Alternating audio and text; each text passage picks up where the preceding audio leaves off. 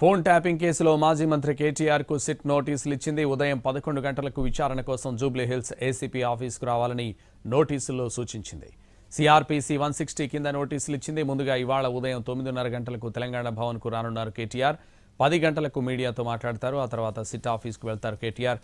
కనీసం 24 గంటల సమయం కూడా ఇవ్వకుండా సిట్ నోటీసులు ఇవ్వడం ఏంటన్నారు BRS general secretary Soma Bharat. చట్టంపై తమకు గౌరవం ఉందని సిట్ చెప్పిన సమయానికి కేటీఆర్ విచారణకు హాజరవుతారని చెప్పారు. సీఎం రేవంత్ రెడ్డి సిట్ అంటే సిట్, స్టాండ్ అంటే స్టాండ్ అన్నట్టు తయారైందన్నారు కేటీఆర్. పాలన చేతగాక అటెన్షన్ డైవర్షన్ చేస్తున్నారని ఆరోపించారు. ఫోన్ ట్యాపింగ్ కేసు విషయంలో టీవీ సీరియల్ డ్రామాలు చేస్తున్నారని సెటైర్ చేశారు మాజీ మంత్రి కేటీఆర్.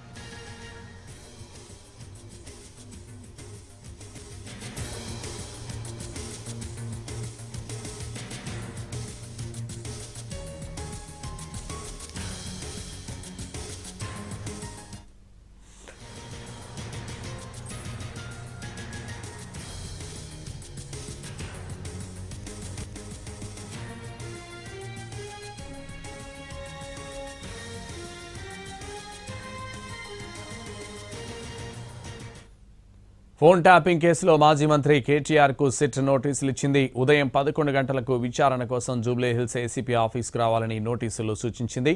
సిఆర్పీసీ 160 కింద నోటీసులు ఇచ్చింది. ముందుగా ఇవాళ ఉదయం 9:30 గంటలకు తెలంగాణ భవన్కు రానున్నారు కేటీఆర్. ఇదే విషయానికి సంబంధించి మరింత సమాచారం కేటీఆర్ నివాసం వద్ద నుంచి మా ప్రతినిధి రవి, అలాగే తెలంగాణ భవన్ నుంచి మా ప్రతినిధి సతీష్ మరిన్ని వివరాలు అందించడానికి సిద్ధంగా ఉన్నారు. ముందుగా రవి.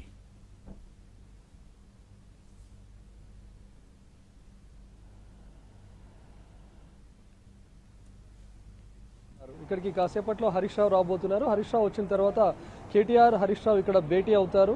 ఆ తర్వాత ఇద్దరూ కలిసి నేరుగా బీఆర్ఎస్ ఆఫీస్కి వస్తారు. అక్కడి నుంచి బయలుదేరి సిట్ ఆఫీస్కి వెళ్తారు. అయితే నిన్న సిట్ అధికారులు ఇక్కడికి వచ్చారు నోటీసులు ఇవ్వడానికి. కేటీఆర్ ఇక్కడ అందుబాటులో లేరని తెలుసుకొని నందినార్లో ఉన్నటువంటి కేటీఆర్ నివాసానికి వెళ్ళారు. అక్కడ కూడా లేరు, సిరిసిల్ల పర్యటనలో ఉన్నారు. కానీ అక్కడ ఉన్నటువంటి లీగల్ అడ్వైజర్ సోమా భారత్ ఆ నోటీసులను తీసుకున్నారు. ఆ తర్వాత గంటకు కేటీఆర్ కూడా రెస్పాండ్ అయ్యారు. అంతలోపే హరీష్ రావు కూడా రెస్పాండ్ అయ్యారు. నాకు నోటీసులు ఇచ్చిన తర్వాత నేను ముందుగానే ఎక్స్పెక్ట్ చేశాను, ఆ తర్వాత కేటీఆర్ను కూడా నోటీసులు ఇచ్చి వేధించే ప్రయత్నం చేస్తారు అని చెప్పి హరీష్ రావు అన్నారు. అయితే కేటీఆర్ కూడా రెస్పాండ్ అవుతూ చెప్పారు, ఇదంతా లొట్టపీస్ కేసు, నేను ఖచ్చితంగా విచారణకు హాజరవుతాను. తెలంగాణ ప్రజలను మొత్తం డైవర్షన్ చేయడానికి భాగంగానే ఈ నోటీసుల పేరుతో ప్రభుత్వం డ్రామాలు ఆడుతుందని చెప్పి కూడా కేటీఆర్ నిన్న చెప్పారు. ఈరోజు విచారణకు అటెండ్ అవుతారని కూడా చెప్పారు. అయితే హరీష్ రావు ఇక్కడికి వచ్చిన తర్వాత హరీష్ రావు, కేటీఆర్ ఇద్దరు కలిసి బీఆర్ఎస్ భవన్ వెళ్తారు. అక్కడ ముఖ్య నేతలతో సమావేశం అయిన తర్వాత అక్కడ నుంచి 10:30కు బయలుదేరి 11 గంటలకు ఎగ్జాక్ట్గా సిట్ ఆఫీస్కి చేరుకుంటారు. అయితే హరీష్ రావును కూడా ఇప్పటికే సిట్ విచారించింది. హరీష్ రావు విచారణ తర్వాత కూడా మీడియాతో మాట్లాడుతూ చెప్పారు, అక్కడ ఎలాంటి ఆధారాలు లేవు, కేవలం డైవర్షన్ చేయాలని చెప్పే ఉద్దేశంతోనే తనను పిలిచారని, 7 గంటల పాటు విచారణ పేరుతో డ్రామా ఆడారని చెప్పి హరీష్ రావు చెప్పారు.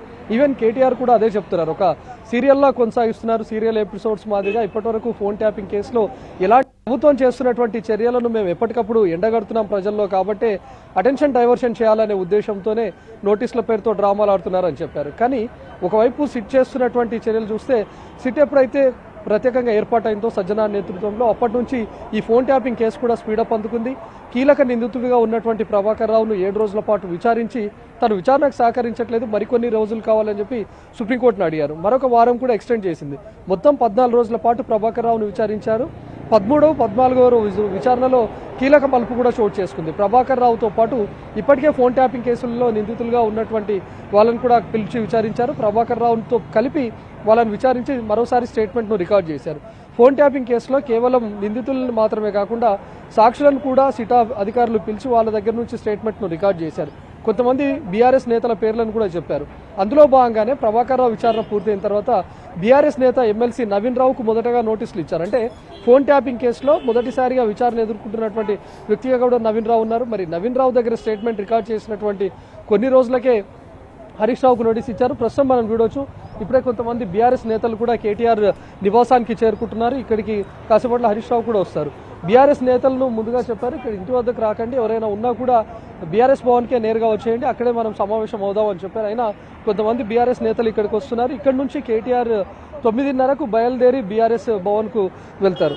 అయితే హరీష్ రావును విచారించినప్పుడు కూడా హరీష్ రావుకి ఇచ్చినటువంటి నోటీసులో చూస్తే మార్చి 10వ తేదీన 2024 నమోదైనటువంటి కేసులో భాగంగానే విచారిస్తున్నాము. అదేవిధంగా ఆ కేసు క్వాష్ అయినప్పటికీ ఎంటైర్ ఫోన్ ట్యాపింగ్ కేసు అనేది దర్యాప్తులో ఉంది కాబట్టి హరీష్ రావు దగ్గర నుంచి మరికొన్ని వివరాలు సేకరించాలి, కొన్ని ఆధారాలు మా దగ్గర ఉన్నాయనే ఉద్దేశంతో 160 సిఆర్పిసి కింద హరీష్ రావుకు నోటీస్ ఇచ్చారు. అంటే హరీష్ రావు పైన కొంతమంది బాధితులు ఇప్పటికే చెప్పారు, తన పైన కేసు కూడా పెట్టారు, కేసు కూడా నమోదైంది పంజాగుట్ట పిఎస్లో. చక్రధర్ గౌడ్ అనే వ్యక్తి హరీష్ రావు తన ఫోన్ను ట్యాపింగ్ చేశాడు అని చెప్పి పంజాగుట్ట పిఎస్లో ఫిర్యాదు చేశారు. ఆ కేసు క్వాష్ అయినప్పటికీ కూడా ఫోన్ ట్యాపింగ్ కేసు దర్యాప్తులో ఉంది కాబట్టి హరీష్ రావును విచారించాలి, మేము స్టేట్మెంట్ రికార్డ్ చేయాలి అని చెప్పి 160 సిఆర్పిసి కింద నోటీస్ ఇచ్చారు. కానీ ప్రస్తుతం కేటీఆర్కు నోటీస్ ఇవ్వడం వెనుక ఎలాంటి మర్మం దాగింది, లేకపోతే ఎవరైనా బాధితులు కేటీఆర్ పేరును చెప్పారా అనేది చూడాలి. ఇప్పటివరకు ఫోన్ ట్యాపింగ్ కేసులో ఎక్కడా కేటీఆర్ పైన కేసు నమోదవ్వలేదు. కానీ ఇప్పుడు కేటీఆర్కు నోటీసులు ఇవ్వడం వెనుక చూస్తే ఇప్పటివరకు నిందితులుగా ఉన్నటువంటి వాళ్ళు ఇచ్చినటువంటి స్టేట్మెంట్ ఆధారంగా కానీ, లేకపోతే ప్రభాకర్ రావు ఇచ్చినటువంటి స్టేట్మెంట్ ఆధారంగా, లేకపోతే బాధితులు ఎవరైనా వాళ్ళ దగ్గర నుంచి కూడా స్టేట్మెంట్ రికార్డ్ చేశారు. కాబట్టి కేటీఆర్ పేరు ఎవరైనా చెప్పారా, లేకపోతే కేటీఆర్ మా ఫోన్లను ట్యాప్ చేయించాడు అని చెప్పి ఎవరైనా చెప్పారా, లేదా సిట్ అధికారులు ఇప్పటివరకు విచారించిన ద్వారా ఏవైనా ఆధారాలు సేకరించి అందులో కేటీఆర్ ప్రమేయం ఉన్నట్లుగా గుర్తించి ఈరోజు నోటీసులు ఇచ్చి విచారించబోతున్నారా అనేది చూడాలి. ఇప్పటికే కేటీఆర్ కూడా దీనిపైన రెస్పాండ్ అవుతూ చెప్పారు. అందులోనూ పోలీస్ అధికారుల పైన కూడా ఘాటుగా స్పందించారు. రేవంత్ రెడ్డి గాని ప్రభుత్వం ఆడుతున్నటువంటి రాజకీయ డ్రామాకు ఈ పోలీస్ అధికారులు బలి కావద్దు, నెక్స్ట్ ప్రభుత్వంలోకి వచ్చేది మేమే, ఇన్ కేసు రిటైర్ అయిన అధికారులను కూడా మేము వదిలిపెట్టము అనేది కేటీఆర్ చెప్తున్నారు. అంటే ఇదంతా లొట్టపీస్ కేసుగా కూడా తను అభివర్ణిస్తున్నారు. కాబట్టి ఫోన్ ట్యాపింగ్ కేసులో ఈరోజు ఎలాంటి మలుపు చోటు చేసుకోబోతోంది, కేటీఆర్ను ఎలాంటి ప్రశ్నలు అడగబోతున్నారు, గతంలో ఆల్రెడీ ఫోన్ ట్యాపింగ్ ఆరోపణలు ఎదుర్కొన్నటువంటి హరీష్ రావును ప్రశ్నించినటువంటి తీరు విధంగానే కేటీఆర్ను సిట్ అధికారులు ప్రశ్నిస్తారా, లేకపోతే ఇందులో ఏవైనా కీలక ఆధారాలు సేకరించి వాటన్నిటిని కేటీఆర్ ముందుంచి విచారించబోతున్నారా అనేది చూడాలి. సంతోష్. Right, thank you.